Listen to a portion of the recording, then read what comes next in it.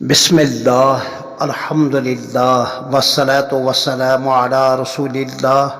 السلام علیکم ورحمۃ اللہ وبرکاتہ۔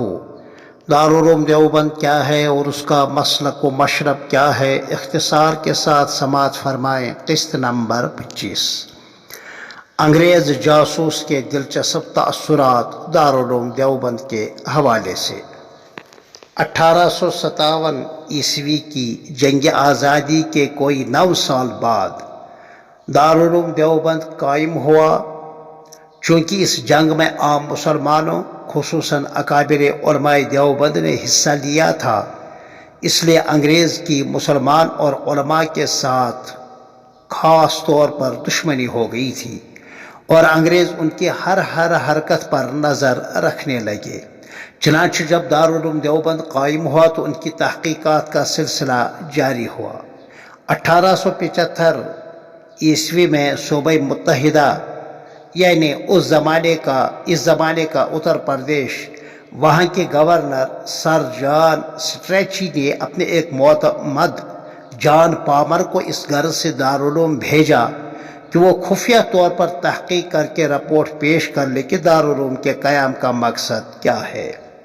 تو دارالعلوم کے معائنے اور مشاہدے کے بعد اس کا نتیجہ جان پامر نے اپنے دوست کو خط میں یوں لکھا تھا: گورنر نے مجھ سے کہا کہ یہاں دیوبند میں مسلمانوں نے گورنمنٹ کے خلاف ایک مدرسہ جاری کیا ہے، تم اجنبی طور پر اس مدرسے میں جا کر پتہ لگاؤ کہ کیا تعلیم اور تربیت ہوتی ہے اور مسلمان کس فکر و خیال میں لگے ہوئے ہیں۔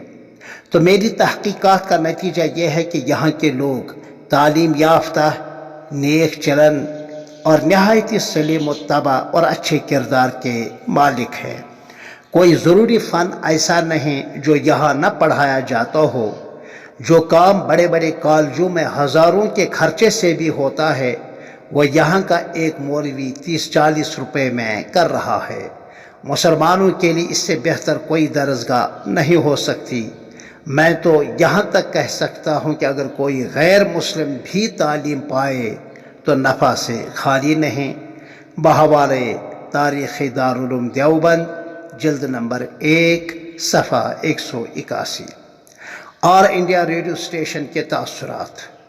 1369 ہجری میں، یعنی بہت پہلے کی بات ہے، کوئی 75 سال پہلے، آل انڈیا ریڈیو اسٹیشن کے ذمہ داروں نے دارالعلوم کے دیکھنے کے بعد جو تأثرات نشر کیے تھے وہ یہ ہیں۔ MAN ڈپٹی ڈائریکٹر کے الفاظ دارالعلوم دیوبند کے بارے میں کچھ یوں تھے: یہاں پر سادہ زندگی اور بلند عزائم کی روح اپنے حقیقی معنی میں ملتی ہے۔ میں نے بعض لیکچروں کو یعنی اسباق کو سنا اور یہ بھی دیکھا کہ طلباء کو کس طرح نظم و ضبط کے ساتھ کھانا تقسیم کیا جاتا ہے۔ مطبخ بہت صاف ستھرا ہے، مالیات کا حساب باضابطہ رکھا جاتا ہے۔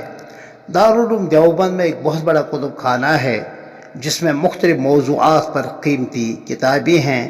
حقیقت میں دارالعلوم دیوبند ایک بڑی یونیورسٹی ہے۔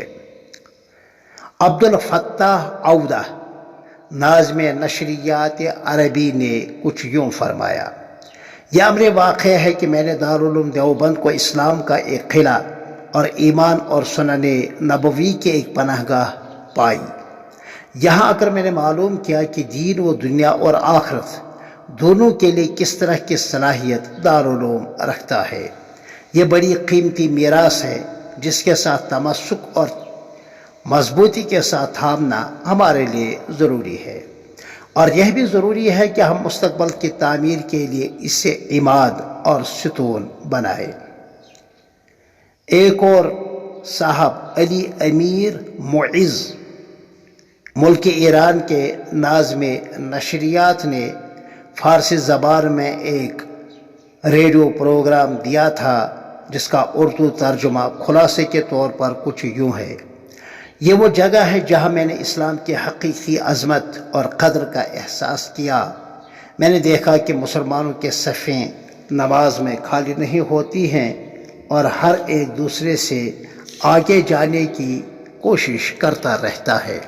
آخر کار ایک دن آئے گا کہ اسلام کے اتحاد و سادگی کے سائے اور مسلمانوں کے بے ریائی اور بے لوثی کے نتیجے میں اسلام تمام جہاں پر چھا جائے گا۔ انشاءاللہ اسلام کے بتائے ہوئے طریقے کے مطابق خدا کی عبادت سے جس طرح ہم دور ہو گئے ہیں اور دنیاوی مال و دولت اور جاہ و جلال نے ہماری آنکھوں کو خیرہ کر دیا تھا، اس کو ہم نے اس مقدس مقام یعنی دارالعلوم دیوبند پر پایا، اور اس طرح پایا کہ اسلام کی عظمت سے ہم دوبارہ آگاہ ہوئے۔ پھر ملتے ہیں اسی عنوان کے تحت قسط نمبر 26 میں۔ تب تک کے لیے السلام علیکم ورحمۃ اللہ وبرکاتہ۔